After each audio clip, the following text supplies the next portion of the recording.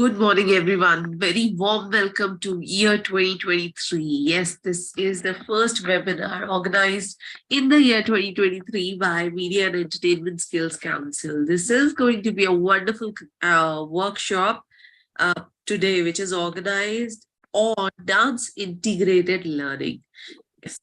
Dance integrated learning, a very upcoming topic, and I would say a very challenging thing that Ms. Lakshmi Karthik is going to do today. I'll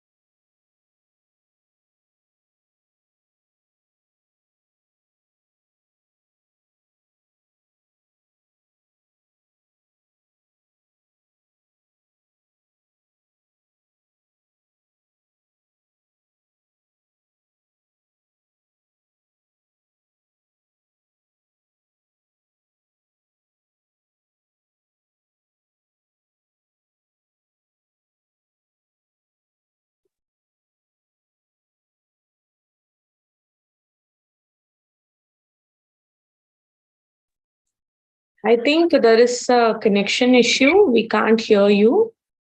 am I audible now? Yes. Okay, I'm so sorry. The year gave me a surprise with a glitch on my system. No issues. We can understand it happens in life. Yes, ma'am. So let me quickly welcome Lakshmi ma'am for organizing this wonderful workshop, and would like to introduce her as a trainer, as a dancer, is as a most promising classical dancer and teachers of today. She's trained traditionally in this art form. She is skilled performer and a teacher. She founded Sri Nritya Lakshana Dance Education. Sri Nritya Lakshana provides a systematic training with well-framed syllabus, including dance theory and history. Indian classical dance forms, Bharatnatyam and Kathak are the main subjects.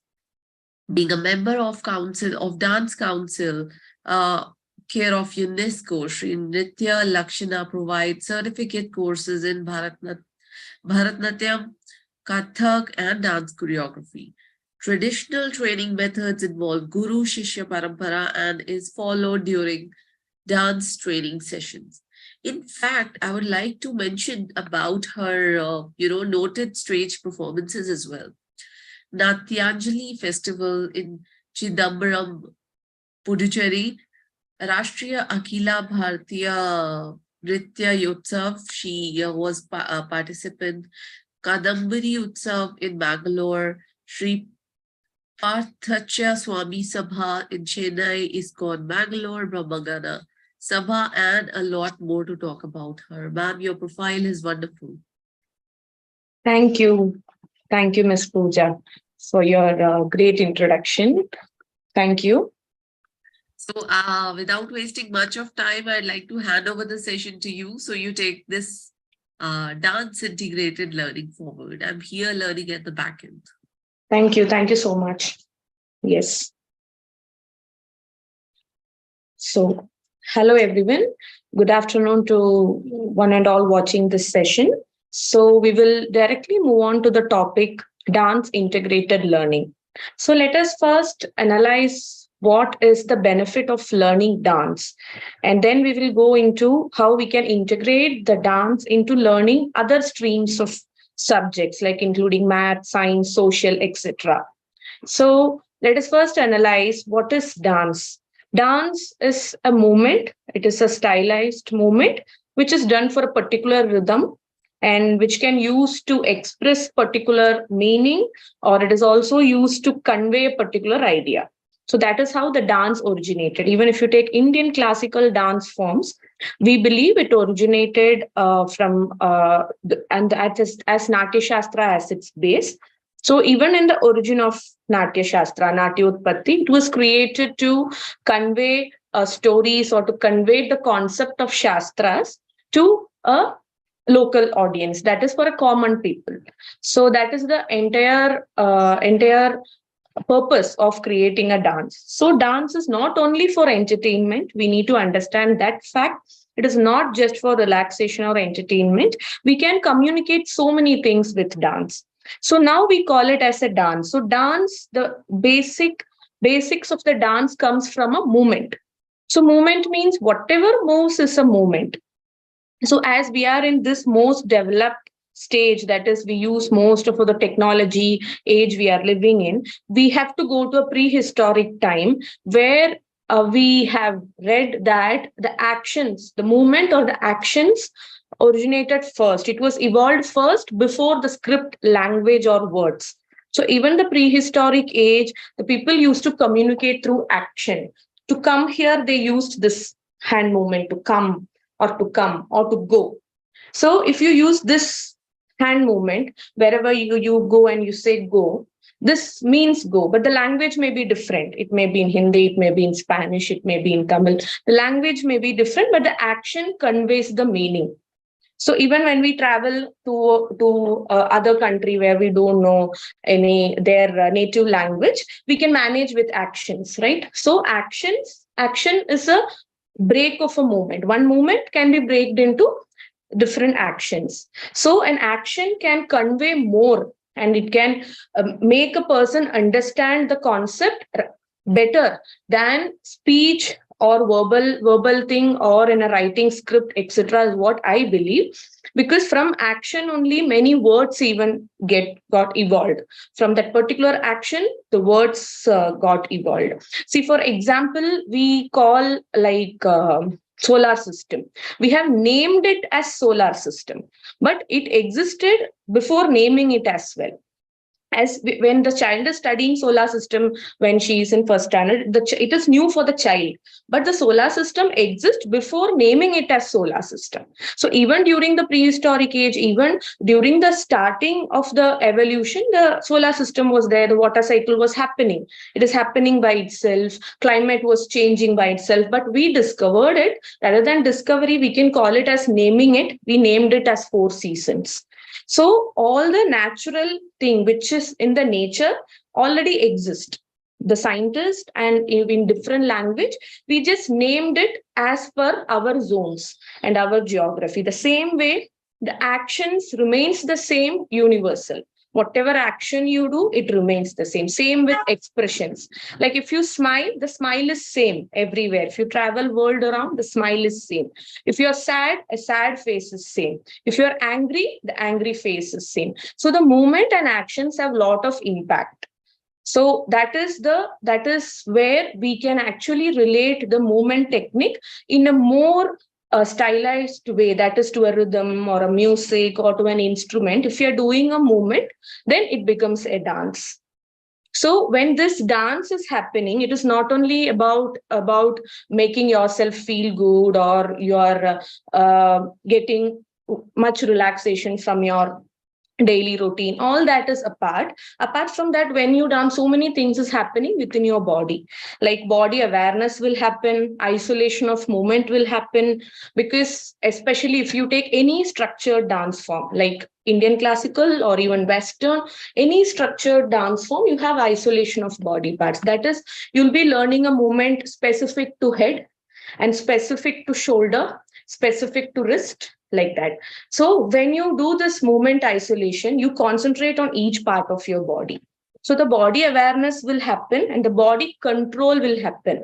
So when you do this isolation of movement, student learns what not to do actually. So if you want to highlight the movement of this wrist, your shoulder and elbows have to be stiff. If you do like this is not your wrist movement. It is just a hand movement. So you have to highlight your wrist movement, means this part have to be stiff. So you should first understand what not to do when you are learning the isolation. So this leads to problem solving also.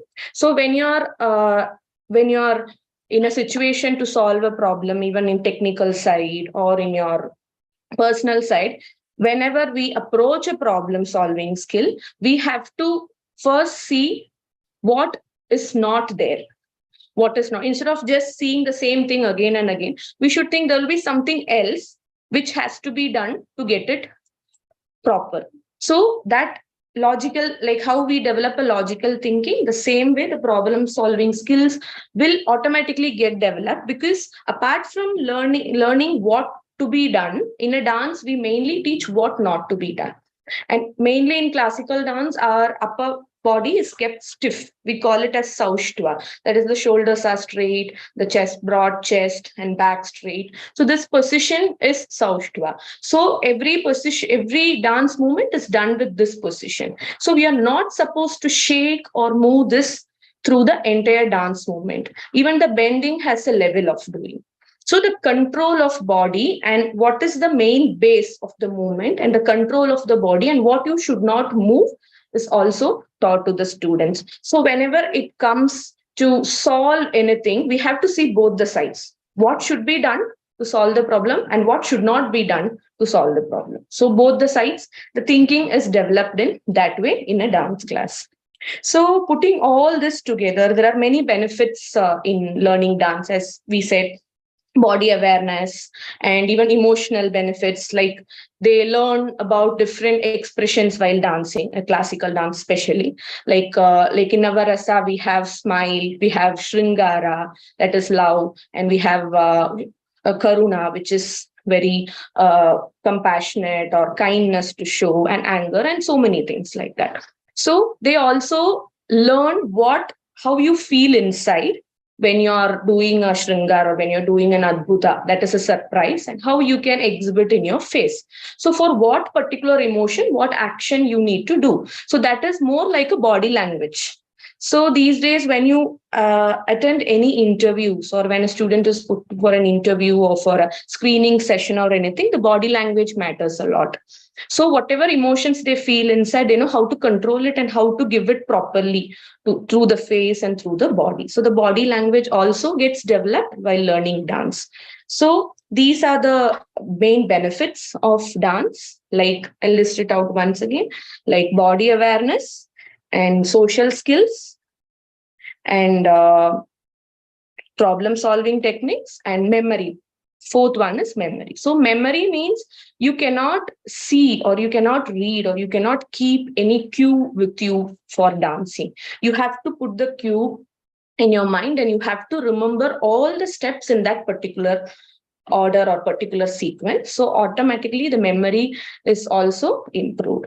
So with all these benefits, how can we put it into the subjects, other subjects, what we learn in schools as science, EVS or SST, social studies, history, maths, different syllabus, name it in a different way. But all these major subjects like math, science, social mainly.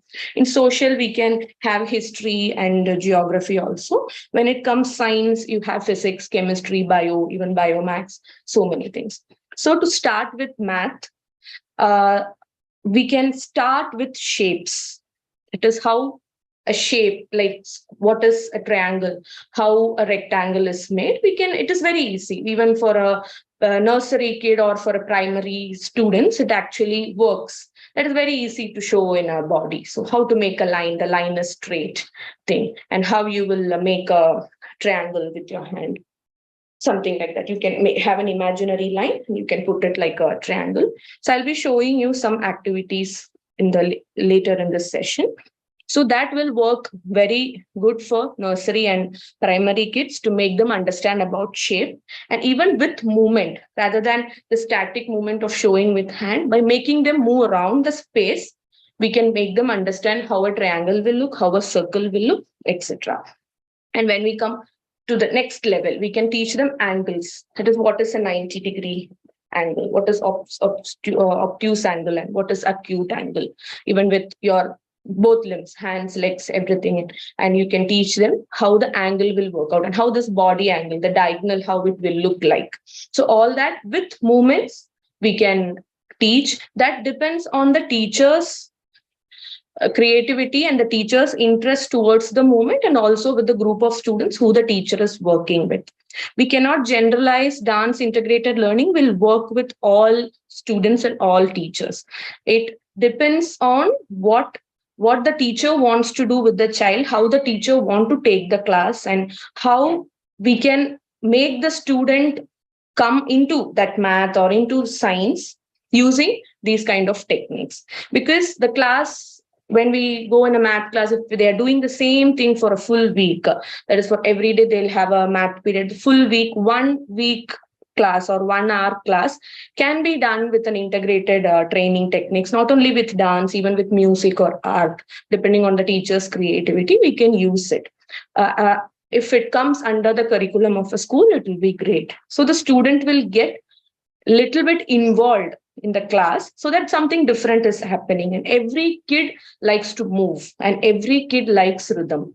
So when we match it with a proper rhythm, and if you're teaching them with movement, the child will get an interest towards that subject, because this primary level is main thing where we can identify where the child's interest goes. So it is a good tool to understand where the child is, what is the field the child is going to choose, or in which subject the child is getting that interest and involvement. So for that, this movement based learning will help. And going to the next level, we can even teach them odd number and even number with movements. So odd number, like you can tell them to count step 1, 2 can be silent, like 3, 4. 4 can be in the mind. So if they are making a movement with 4 beats, you can tell them to count. For example, I'll just show with my hand. 1, 2. This is proper counting. 1, 2, 3, 4. So they can count from 1 to 10. Then you can tell them to count only odd numbers, that is leaving the second number. So when they are doing their right side, they will count. When they are doing their left side, they keep themselves silent. So 1, 3, 5. So the 6 is happening, but they are not counting. They are just doing the movement, but the counting is not happening verbally. So what they say loud, automatically, they will learn it twice, because they are saying it aloud. So they listen to it also. So they get by hearted, like 1, 3, 5, 7 is going to be that order is going to be the odd number. The same with even number, we can do the same for counting, we can do, and same for 2 tables or 3 tables, we can do, like 2 into 2, count with 2. So wherever it comes to 2 tables and odd even numbers are more or less the same. It's the same order. So you can club both and teach, and even you can teach the kids to count with 5, 6 counts. So you can make a movement of 4 and 1 clap in between for 5. That is, for example, 1, 2, 3, 4, 5. So every time the child clap, 5, 10, clap will come, 15, the clap will come, 20. So what all the numbers they are clapping, they need to write it down. It comes as the count of 5. So that is an activity which you will be seeing. So this is about the math, and this works very good with primary level children. And then we'll move on to the EVS, or the environmental science, that we can easily make them understand the parts of a tree with body. So that in most of the schools, what I have seen, it's already there in their curriculum. Many teachers are using it. Like the body is the stem, and the hands can be as branches, and these are leaves, and you can make these mudras where you show fruits, flowers, and everything. And the roots are your feet, which doesn't move much. It only move from a static position. So that is happening. The plant, the parts of a tree, you can teach them. And also it's easy to teach them the waves, how a wave in a pond, how the waves will happen, how a river flows. Like it is ongoing, river flows, and how in ocean, how the waves happen, in sea, how the waves happen. So all that concepts also can be done, because all these we can sit and do in a regular class, in a regular classroom setup in any school. You can sit and do these kind of movements. You don't need a dance hall for this. Even the claps you can include within the classroom structure. And Mainly, if you want to go to the next level, you can teach them a water cycle. That is, water cycle is very common, and each level they learn in a different way, right? Primary level, what they learn in water cycle will be minimal, the reactions and all. The secondary level, they will learn the same water cycle in a little more elaborated way. So if we are introducing the basic of science, the primary level with movement, the child remembers the points, and the child remember that process very well because she has experienced it with his or her body. So that will stay in her memory, because she's not reading, she has to memorize the steps back to back, and then she's dancing out the water cycle, means she will surely remember it. Even if she or he does it in second standard or third standard, the child will surely remember it till she goes to her PU college, or 11th 12th, or a board exam, because she has experienced it with his or her body already. So that is one of a main advantage of movement and dance. As I started the session with the prehistoric age, the action was the first thing, which, so the actions and the movement will stick in your mind for sure. So the water cycle can be done as a dance choreography. It is not necessary to use a structured dance. It is not necessary to use classical dance mudras or anything. You can even do it like an abstract form to show cloud. However, the teacher want to show the cloud, you can either show like this. This is what we do it in classical dance as well. Anyway, or if you want to make a cloud like this as per your imagination, you can fix any movement and you can make it like a choreography. And when we move on to chemistry, the very basic thing, what we do is solid matter, states of matter, solid, liquid, and gas. So that is more of a static movement. Solid, liquid means a very graceful movement. And gas means you can tell them to come on their toes and to move very light, as much light as possible. So like that, and what makes this matter to change from one particular um, state to another state, from solid to liquid, liquid to gas, how the heat energy is given. So you can even show heat energy like a flame or something like too much heat. You can show that movement into it, and you can make them to change from solid to liquid, liquid to gas.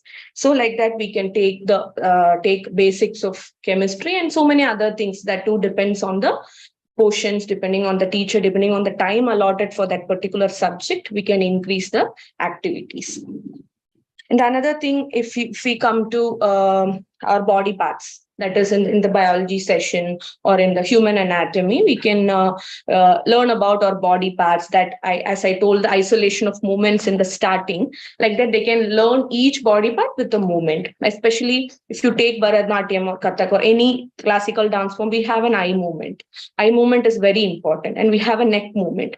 These are smallest part of our body, but still we move it in a very graceful and a particular specific way to make it to convey a meaning or to make it into a rhythm. So even we have rhythmic movements for eyes and neck when you see in Bharatanatyam or Kuchipudi or any dance. So we can use that to make them understand how an eye move, how we can move even our smallest part of our body. So body awareness will be given, and we can also teach them the animal movements, like how an elephant is walking and why elephant is walking like that. Then slowly you can increase why and how, what is the body structure, how is the skeleton of an elephant, or how is the skeleton of a tiger, why tiger is able to jump so high, why it is, how the tiger's legs are made, and what is the skeleton all about. Like that, you can slowly increase the depth of that subject, starting with the movement, because each animal moves in a different way, and birds fly. So you can make them fly like a bird, or you can use the mudra of flying. And what about wings? How these wings is happening, how these wings evolved, and what are the benefits of a bird of having a wing? All that you can go deep into the subject by introducing these movements with an animal movement. So this is just a summary of how we can use dance or movement to in a regular classroom, how to use dance or movement in a regular classroom to make the child or make the student understand the basic concepts of science, math, social studies, history, etc. So when you comes to history, it's like a drama. Rather than dance, you can make it like a story. If you're learning about one particular kingdom or one particular country, you can make it like a story. You can give role play to the students. So that can be done in a very efficient way, especially the history. And of course, when we see the geography and physics will have a connection. So when they learn this geography, and when they learn about the earth, the seasons, the climates and everything, you can easily link it with movement. That is, when you say cold or shivering, you no need to teach a child how to shiver. The child will automatically show like this. So that is equally easily applicable to teach with movements. So all these seasonal changes and other things. So reflex of some action. So there is an action, and that action, for that action, if you have, there is a reason for that action, and the reflex of that becomes as a movement. So like that, we develop a movement, and when that movement is put into a rhythm, it becomes like a dance. So we will now move on to the activity. Like I'll start off with the basics of Bharatanatyam. That is, we call adavus in Bharatanatyam. Adavus are basic steps in Bharatanatyam. So we have the set of adavus called as Nat Adavu.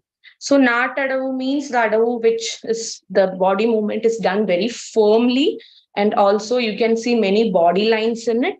And also we stretch our hands and legs to particular direction, and every movement is set to 8 beats. We call it as Adi Talam, that is 1 to 8. In Western dance, we call it as 1 bar, that is the 8 counts. So we have 8 variations. So in some dance styles, we have even 10, 11 variations in Natadavu. So I'll just show you 3 variations. And through that movement, for students who learn Bharatanatyam, I even integrate it with teaching the parts of a tree. So we'll just see the movement.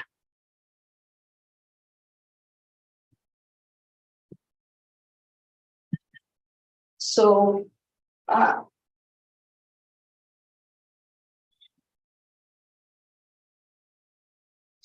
I told you in the starting, in classical dance, we keep our upper body straight. So we can imagine this is the stem.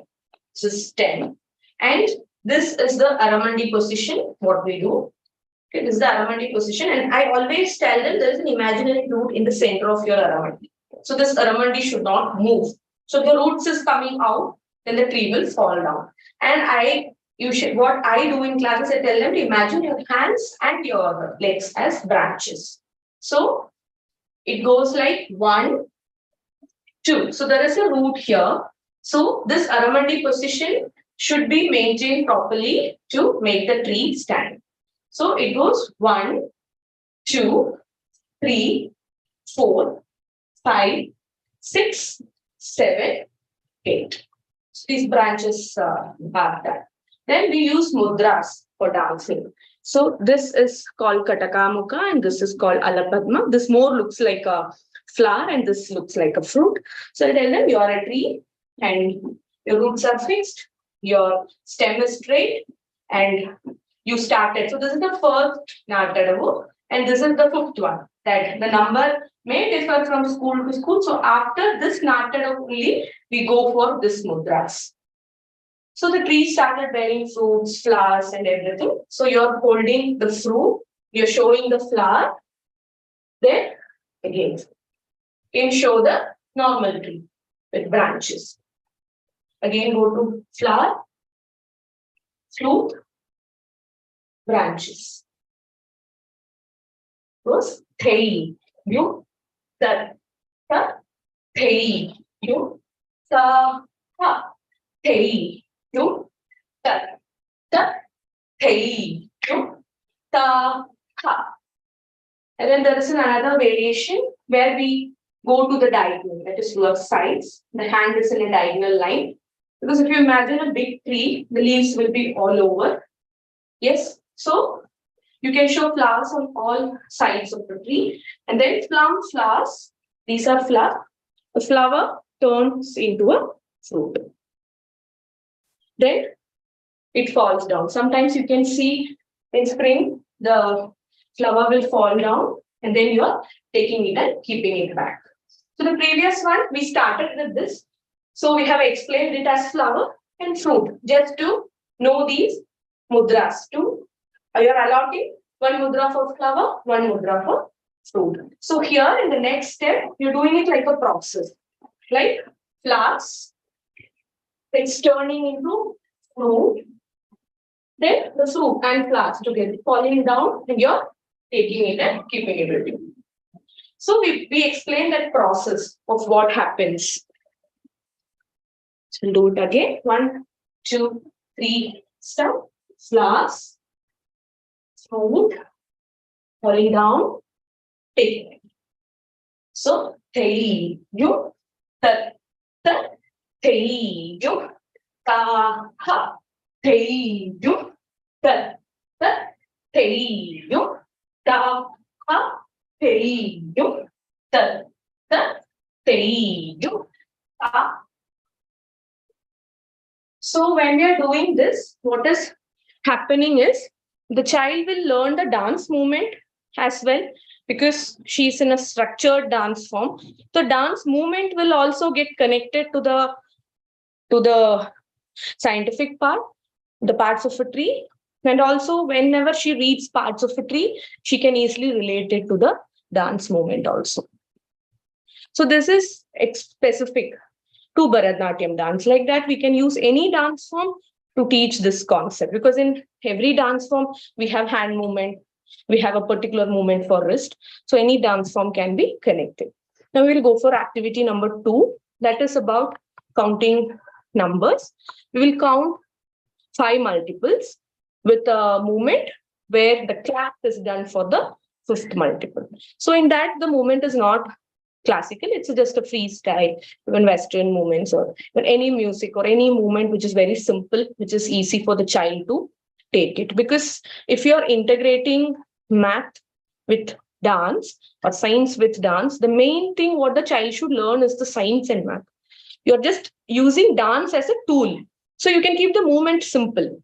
But what I showed now is the children who are specifically learning classical dance. So for them, that learning dance movement is the main. So I use these subjects, what they learn in school, as a tool to help this dancing. So it can be either ways you can use. So this is a very simple movement with the clap for 5 counts. So I'll use a music.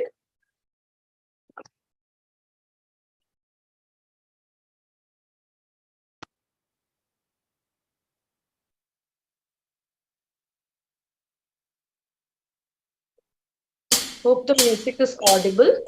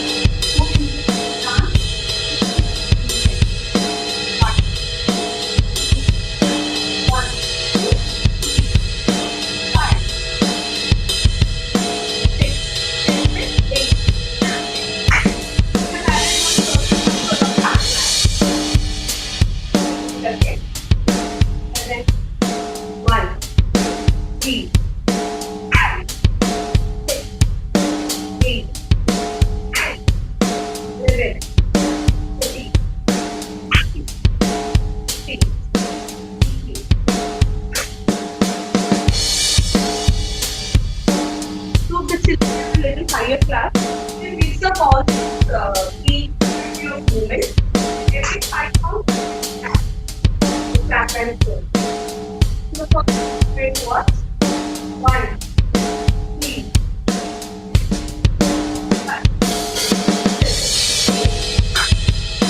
7, 13.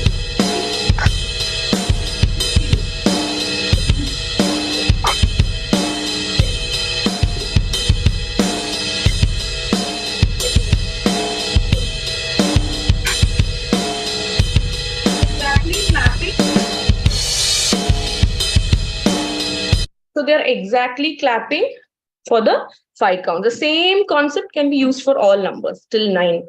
So it depends on how we use the movement for all these counts. The movement, the creating the movement depends entirely on the student's capability or the potential and the teacher's potential and the interest.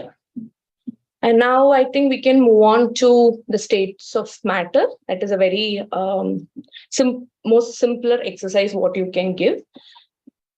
So we can go with solid. So every state you can give them for 8 counts or 10 counts. That also depends on what rhythm you do it. So we can go with the music.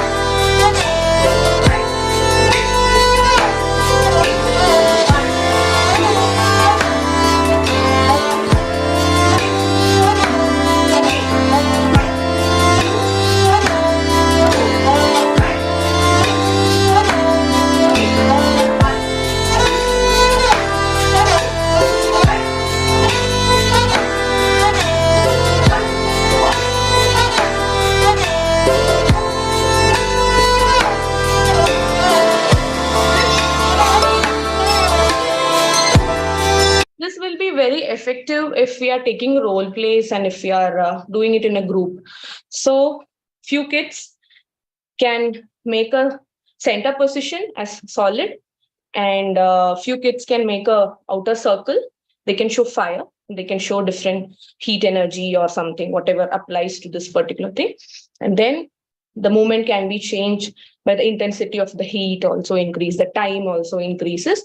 Like that you can make it in a role play. So to show heat energy, it's up to, you can show like this, you can show fire, you can show as if you're giving heat, the flames are going into it, and slowly whatever the matter is, it's just becoming liquid and just it's becoming gas. So all that can be done if there is more than 2 or more than 3 students. You can do it like a role play as well.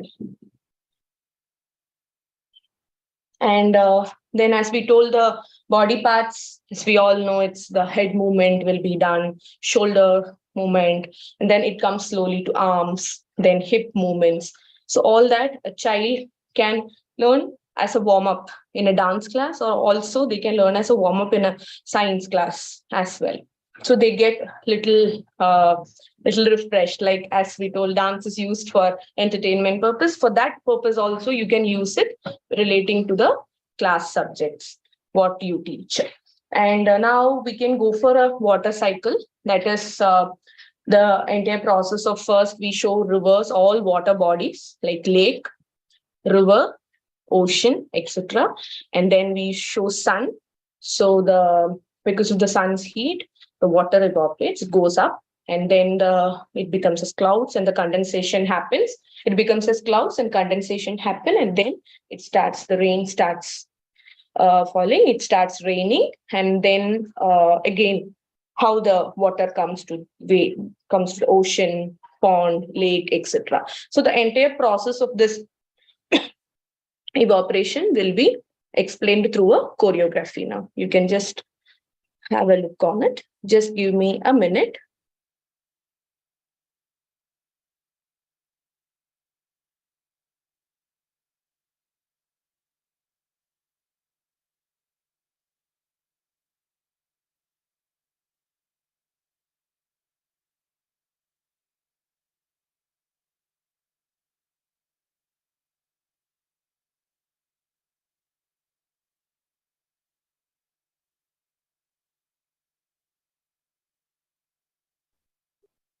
Yes. So to show this water cycle, we can even use properties, like you can use dupattas, or even you can use anything, any chart paper or anything to show clouds. So that too depends on what all things you have ready with you to use as a property also. So now we will see the choreography of water cycle. It's less than 4 minutes choreography only. And for water in classical dance, we show like this. Then it is easily understandable. Even in any dance form, we show for water, and this is for waves. That is the ocean. And river flows, right? Waterfalls we show. Even for rain, we use this. For waterfalls, we use this. And for lake or pond or any static water body, this is what we show. And this denotes the sun rays from all directions. And then the water slowly getting evaporated out. So you can relate this with the state of matter also, like solid, liquid, and gas, how it transforms. The same way from this liquid, it gets transformed. It goes up, and then it starts roaming around as clouds. So you can show the beauty of clouds. You can show the different shapes of clouds. So if you want to go in depth of that, you can even add types of clouds also into it. With the movement, you can show like this, you can show like that, you can even show this, any hand movement you can show. And then the condensation happens, and you can use a trap. If you want to denote thunder or something, you can use a trap that will help you to get the dance beat as well. And then you can show the raining. Then again, the water comes back form. So this water cycle, you can see it as a choreography.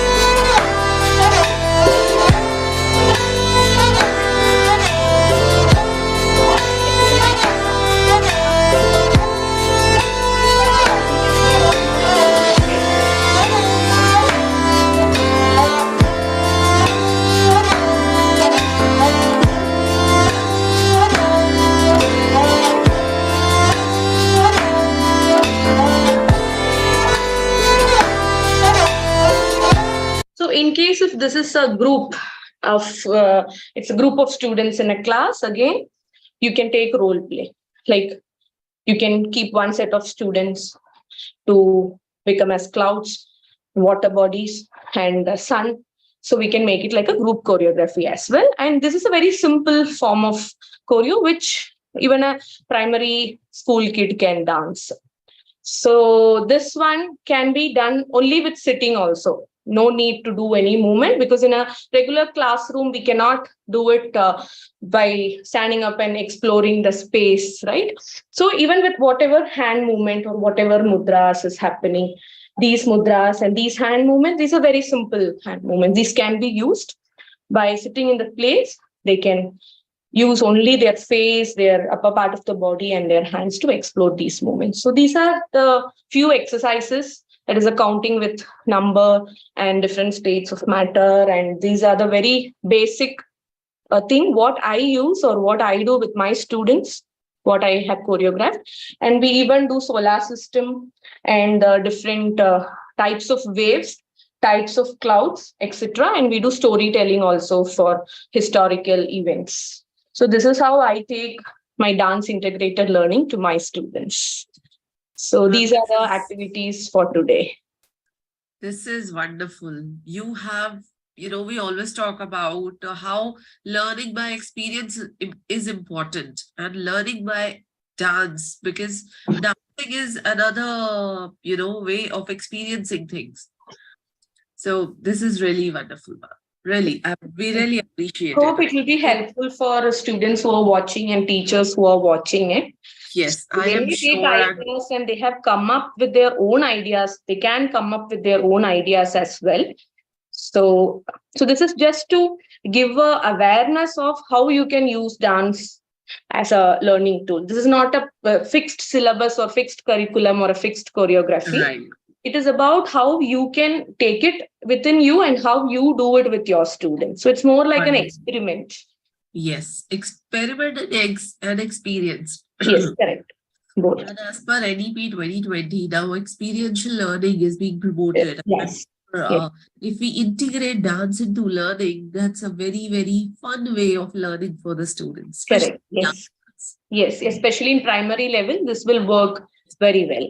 Yes, ma'am, definitely. So with this, I'd like to thank you so much for your time. We know how hardworking you have been throughout, and really love to have you back on our platform of Vidyadaan again. Thank you. Thank you so much. Thank you so much. Yeah, hope whoever watching the session enjoyed it, and hope it was a useful session for everyone. Yeah, thank you so much, Pooja ma'am. And soon we are coming up with a piano session, learning on piano, the basics of piano. Very soon we'll update everyone on the same. So for now, I'll say bye-bye, and thank you, Lakshmi. Thank you so much, and all the best for all your future. Yeah, all the best for all your future events on this. Thank you so much, and I really hope this year 2023 becomes a wonderful year for everyone. Okay. Thank you so much, and wish you all good luck.